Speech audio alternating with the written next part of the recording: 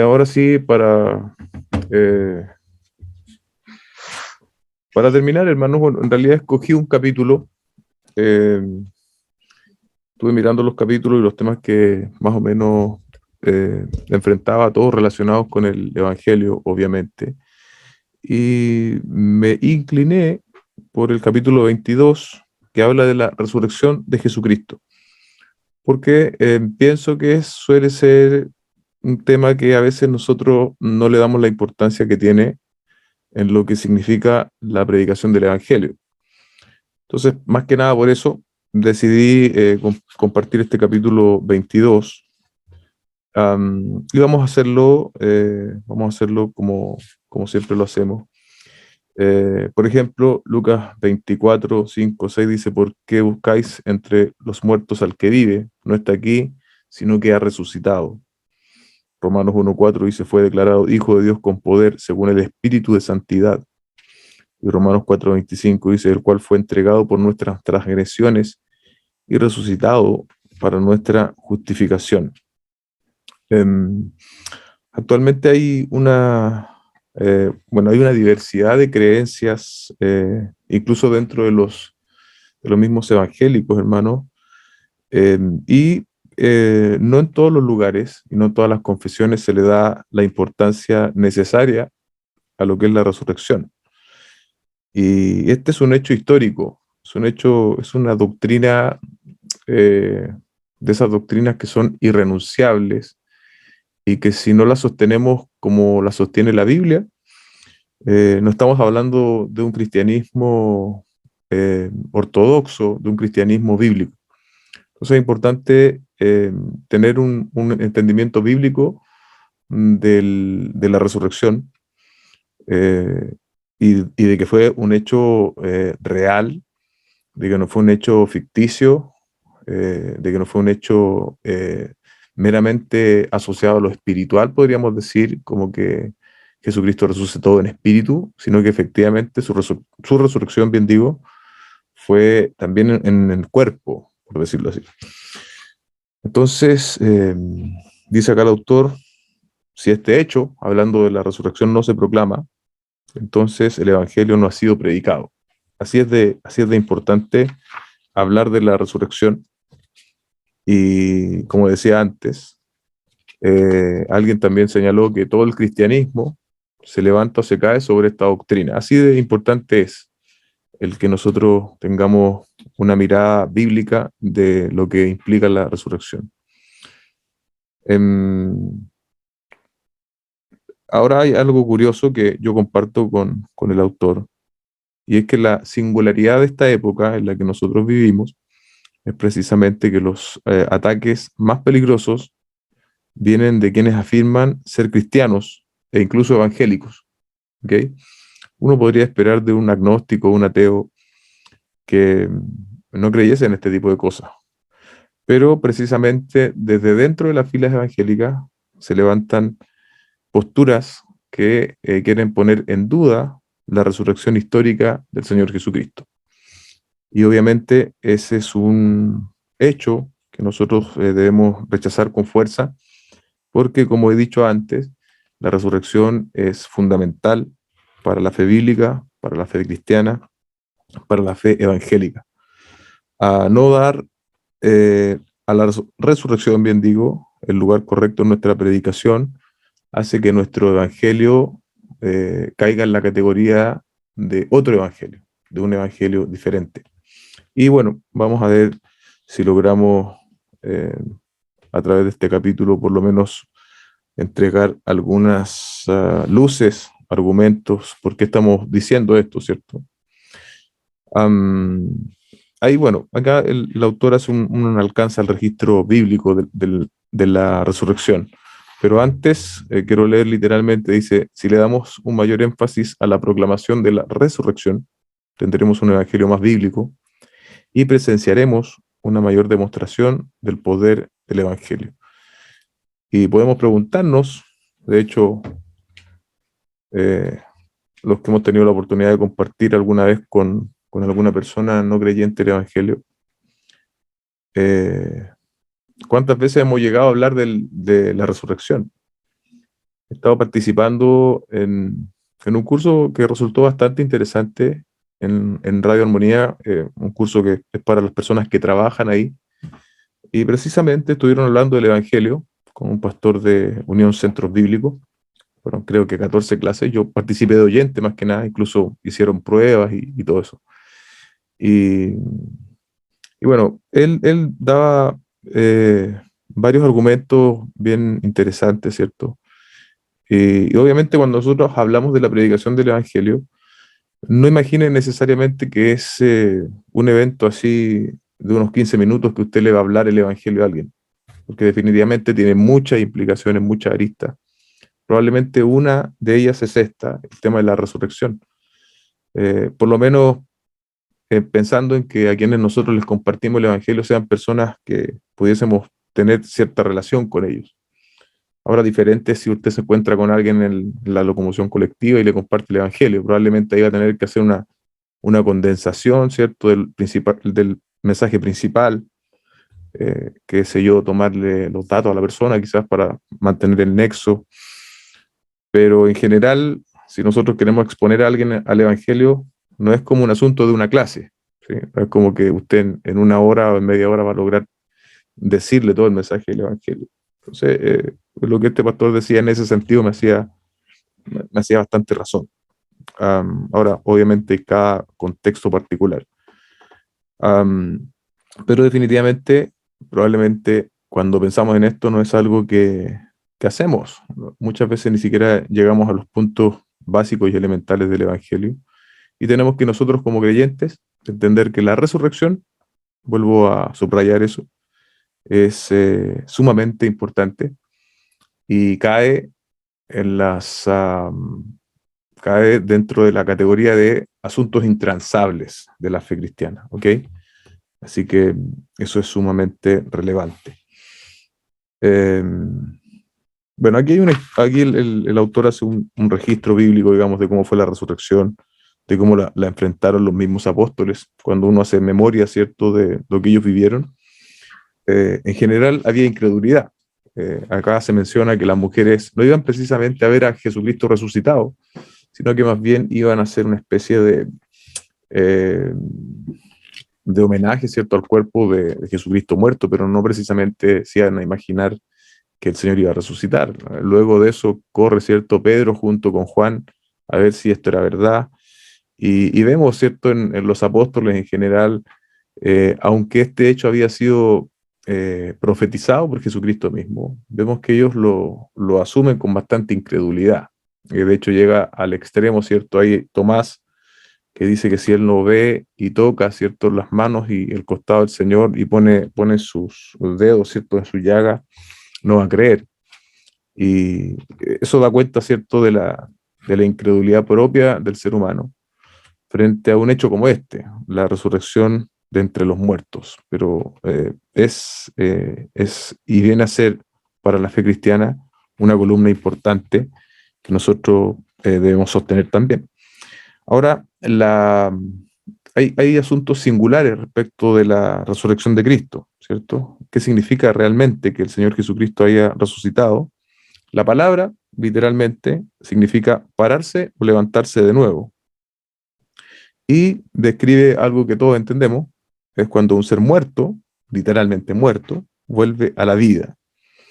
Pero en el caso del Señor Jesucristo, tiene un significado único y especial, ¿sí? Y tiene características también especiales, porque tanto en el Antiguo como en el Nuevo Testamento, no sé si ustedes recuerdan, pero eh, hay evidencias, o más bien hay historias donde hay gente que resucita, ¿sí? No sé si ustedes se acuerdan, por ejemplo, en el Antiguo Testamento está el hijo de la viuda de Sarepta y el hijo de la Sunamita, que fueron vueltos a la vida por Elías y Eliseo.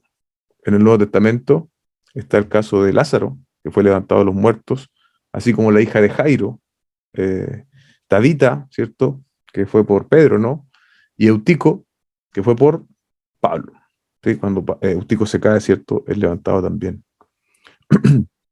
Y ellos también experimentaron una resurrección, ¿sí? Pero evidentemente cada uno de esos casos volvió a experimentar la muerte nuevamente, una vez que ellos resucitaron. Ahí ya vemos una diferencia con la resurrección del Señor. ¿Sí? El Señor Jesucristo, evidentemente, Dios encarnado, no volvió a experimentar esto.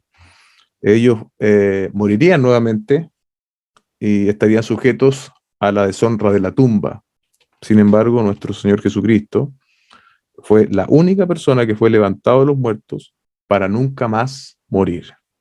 Eso es singular, como bien titula Paul Washer aquí.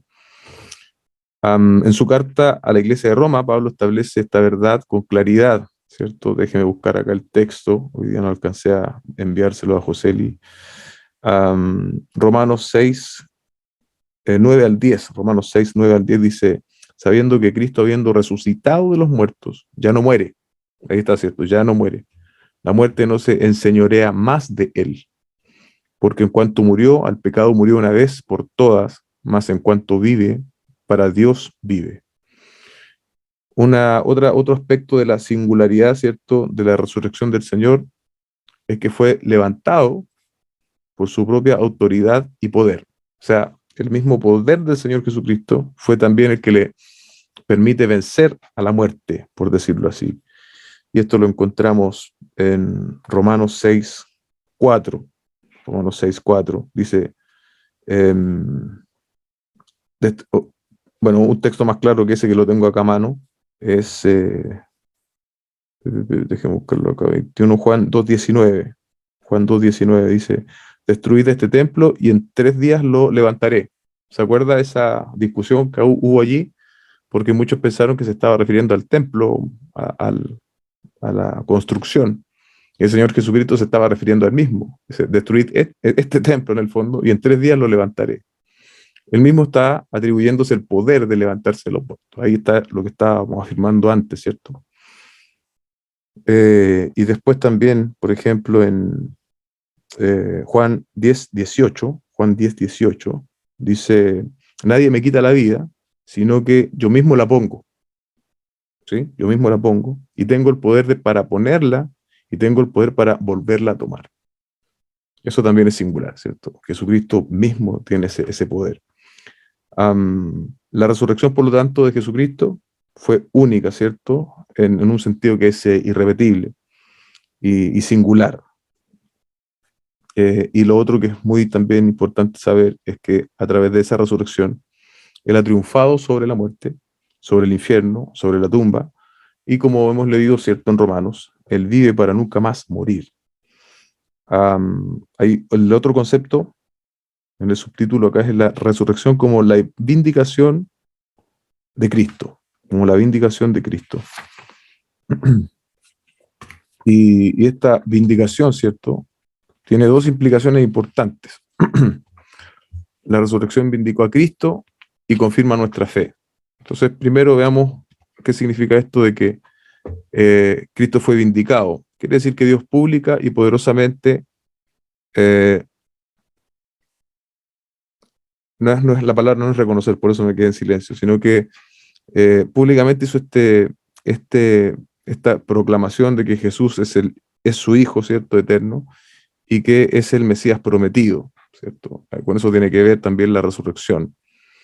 En Romanos 1:4, creo que lo leímos al comienzo, ¿no? Dice, fue declarado Hijo de Dios con poder, según el Espíritu de Santidad, por la resurrección de entre los muertos. Ahí está, ¿cierto? Esta vindicación que también ocurre en la resurrección. La resurrección de Jesucristo claramente le separa del resto de la humanidad, proveyendo una evidencia irrefutable, bien digo, de que Él es el Hijo de Dios. Ahí, bueno, se ocupa hay términos técnicos acá que yo no comparto, o sea, no es que no comparta, no los desarrollo acá porque quizás no se entendería, pero hay una diferencia, ¿cierto?, entre Jesucristo y todo el resto de nosotros. Eh, esa diferencia también la subraya la resurrección y provee este concepto, ¿cierto?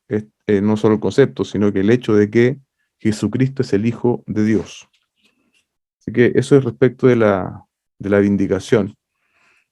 Vindicación también en el sentido de que cuando nosotros vamos a los pasajes de los evangelios, nos encontramos que Jesucristo muchas veces fue desafiado, fue puesto en entredicho, e incluso los religiosos de la época le dijeron que él hacía milagros por Satanás mismo, ¿cierto? Hasta ese límite llegó el atrevimiento de los hombres de la época, de los escribas, los sacerdotes, los ancianos, ¿cierto? Y bueno, llegó al punto, ¿cierto?, de que incluso fueron el instrumento humano, ¿cierto?, para quitarle la vida al Señor. Sabemos que obviamente, tal como leíamos antes, estaba dentro del propósito de Dios, pero definitivamente ellos fueron responsables de este hecho. Y también hay vindicación en ese sentido, ¿cierto? Dios le resucita de entre los muertos, le declara hijo, como habíamos dicho antes. Y como dice, por ejemplo, en Hechos 6:36, dice: sepa pues ciertísimamente toda la casa de Israel, ahí está, que este Jesús a quien vosotros crucificasteis, Dios le ha hecho Señor y Cristo. Ahí está, ¿cierto? Hay varios textos acá, pero no vamos a ocuparlos todos. Pero ahí está, ¿cierto? Esa vindicación que hace el Padre respecto del Hijo. Y el otro punto respecto de esto es que la resurrección es la confirmación de la fe cristiana. Y eso ya, bueno, todo nos atañe, pero eso nos toca quizás de forma más directa a nosotros. Y hay textos que demuestran y confirman esto. Por ejemplo, Romanos 4:25, fue entregado por nuestras transgresiones, y escuche bien, y resucitado para nuestra justificación. Resucitado para nuestra justificación. Cristo fue entregado a la muerte porque Él cargó sobre sí nuestras transgresiones, ¿cierto? Y Dios le levantó de entre los muertos porque Él aceptó su muerte como el sacrificio expiatorio por nuestros pecados. En otras palabras, de otro teólogo llamado Tomás Reiner, dice: decir que Jesús resucitó para nuestra justificación, es decir, que su resurrección autentica y confirma que nuestra justificación es segura. La resurrección de Cristo es prueba suficiente de que su obra por nosotros está completa, ¿sí? Está completa, ya no hace falta añadir nada, está completa la obra del Señor Jesucristo. Jesucristo resucitó. Luego, ¿cierto? Aquí hay muchos textos, hermano, ustedes me disculpen que no pueda hoy exponerlos todos, pero quiero enfatizar eso básicamente. Y también encontramos en 1 Corintios capítulo 15 declaraciones bastante claras con respecto a lo que hoy día estamos señalando, que sí, respecto de que si el Señor Jesucristo no resucitó, dice el apóstol ahí en ese contexto, vana es nuestra fe. O sea, ahí también usted tiene esa confirmación de la importancia que tiene precisamente la resurrección del Señor Jesucristo. Déjeme leer algo final acá para ya ir finalizando nuestro paso por este libro, que de paso, hermanos, se los recomiendo. Siempre es bueno profundizar en aspectos del Evangelio, y pienso que obviamente hay otro material que usted puede comprar de otros autores, pero Paul Washer lo hace bastante bien. Cristo vindicó a su Padre cuando murió en el Calvario y demostró que el Dios que justifica al impío está más allá de todo reproche. El Padre vindicó a su Hijo cuando le levantó de entre los muertos y demostró que Él era el Hijo de Dios y el Salvador del mundo, más allá de toda duda. Antes de la crucifixión de Cristo, los discípulos esperaban que Él era el que había de redimir a Israel. Sin embargo, todas sus esperanzas se desvanecieron cuando la muerte parecía tener la palabra final. ¿Cómo podría Jesús ser el cumplimiento de las promesas de Dios si Él yacía muerto en una tumba prestada? Pero entonces, ¿cómo podría Isaac ser la semilla de la promesa a través de las cuales los descendientes de Abraham serían nombrados si iba a morir sobre el altar de la mano de su propio padre? Bueno, ahí está haciendo algunas relaciones con esos hechos del Antiguo Testamento. Cristo fue levantado entre los muertos y exaltado a la diestra del Padre. Él resucitó porque es el Hijo de Dios y su Padre aceptó su muerte como el sacrificio expiatorio por nuestros pecados. Ahí entonces tenemos algunos alcances de la resurrección. Bueno, después en el capítulo 23 la verdad es que sigue hablando de eso. De hecho, el capítulo se llama La fe que fundamenta en la resurrección. ¿Qué quiero decir con esto? Que obviamente no hablamos todo lo referente a la resurrección, sino que más bien una pincelada de lo que el mismo autor describe allí. Hay más que decir, mucho más que decir respecto a la resurrección.